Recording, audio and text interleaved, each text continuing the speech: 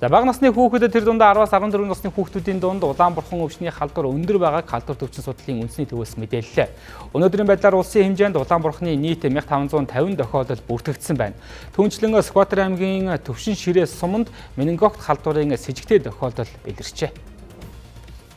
Одоогийн байдлаар менингок халдвараар өвдсөн хүүхдийн биеийн байдал харьцангуй тогтвортой, тууралтай нэмэгдээгүй эрчим тэмцэлгээ хийгдэж байна. Лабораторийн шинжилгээгээр менингитийн үүсгэгч халдвар илэрсэн байна.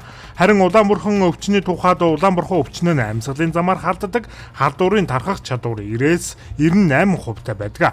Өөрөөр хэлбэл тухайн өвчнөр өвдсөн хүнтэй ямарваа нэгэн хэлбэрээр хавтал болсон тохиолдолд 10 хүний 9 нь тухайн өвчнөөр өвддөг байна.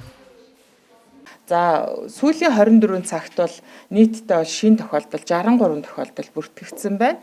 За энэ бол Улаанбаатар хот болон нийт батлагдсан тохиолдол бүртгэгдсэн 10 аймагуудад бол нийт шинэ тохиолдол 63 тохиолдол бол бүртгэгджээ. За эмнэлэгт бол сүүлийн 24 цагт бол 30 тохиолдол одоо ирэмлээ ангилагдсан эмнэлэг хэвтэн эмчилүүлсэн байна. За өчигдрийн одоо сүүлийн 24 цагт бол 37 тохиолдол бол эдгэрч хяналтнаас гарсан юм үзүүлэлттэй байна.